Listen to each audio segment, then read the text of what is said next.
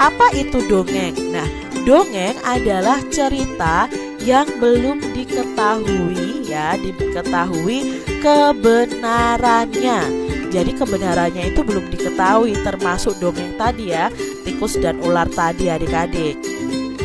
Lalu salah satu contoh dongeng adalah fabel. Apa itu fabel? Fabel itu adalah dongeng atau cerita yang tokohnya adalah hewan atau binatang. Nah, dongeng fabel itu ada ciri-cirinya adik-adik. Simak dulu penjelasan berikut ini.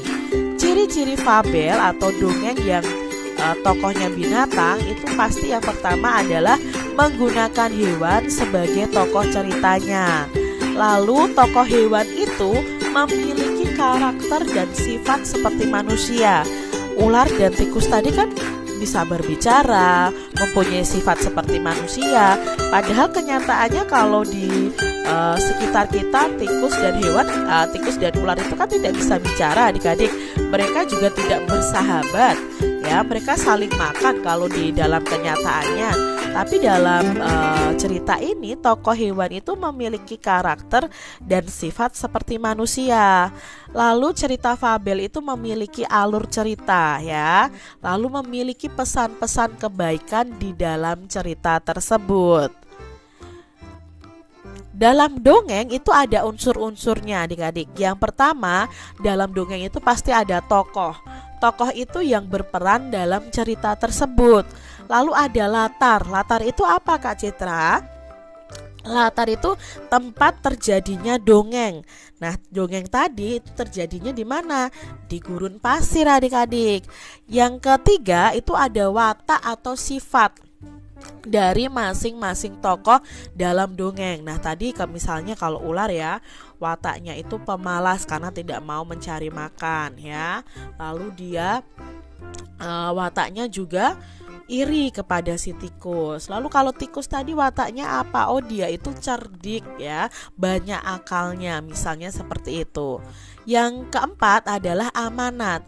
Amanat itu adalah pesan dalam sebuah cerita atau dongeng tersebut. Jadi kalau dalam cerita tadi pesannya apa ya, kita tidak bisa hidup sendiri, kita harus berteman dengan semua orang, seperti ular dan tikus tadi. Adik-adik, siapakah yang diceritakan dalam dongeng di atas tadi adik-adik? Ya, yang diceritakan adalah tentang tikus dan ular. Lalu bagaimana ya kecerdikan tikus? Nah, kecerdikan tikus tadi, tikus mengatakan kepada ular bahwa jika ular memakannya, maka ular akan hidup sendiri dan tidak ada yang diajak untuk mencari makan. Itu tadi kecerdikan tikus adik-adik. Lalu, mengapa ular dan tikus dapat hidup bersama dalam cerita tadi? Ular dan tikus dapat hidup bersama karena mereka itu saling ya, ini bukan salang ya adik-adik ya, saling meminta maaf dan memaafkan adik-adik, dan tidak akan saling memakan. Adik-adik, ibu menghidangkan 3 buah kue donat. Nah, di sini ya, ini kue donatnya. Setiap kue itu dipotong menjadi 2 potongan sama besar. Siti, Ali, dan Ayah mengambil masing-masing 1 potong. Siti sangat senang bersama keluarga di rumah. Nah, berhubungan dengan donat ini adik-adik, kita akan belajar mengenai pecahan. Nah, kita mau mengenal pecahan adik-adik. Perhatikan gambar berikut ini. Ini ada 1 kue donat utuh. Ya, 1 kue donat utuh. Lalu oleh Ibu Siti tadi, donat tersebut dibagi menjadi 2 sama besar. Nah, masing-masing bagian ini disebut dengan setengah.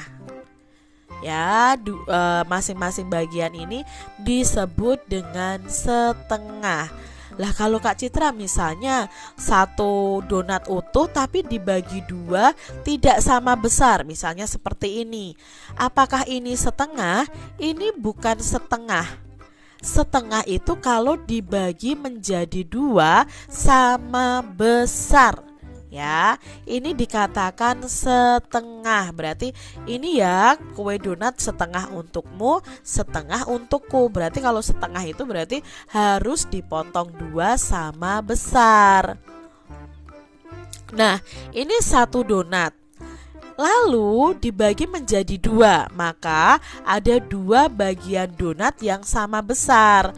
Nah, masing-masing donat ini ada satu bagian dari donat ya, satu bagian donat dari 2 bagian donat yang ada itu bisa dikatakan setengah dengan dilambangkan seperti ini, 1 garis 2. Ini dibaca setengah atau 1/2 ya adik-adik ya, garis ini dibaca per 1/2 ya. Ini kalau benda tersebut dibagi menjadi 2 sama besar, masing-masing nilainya adalah setengah atau 1/2.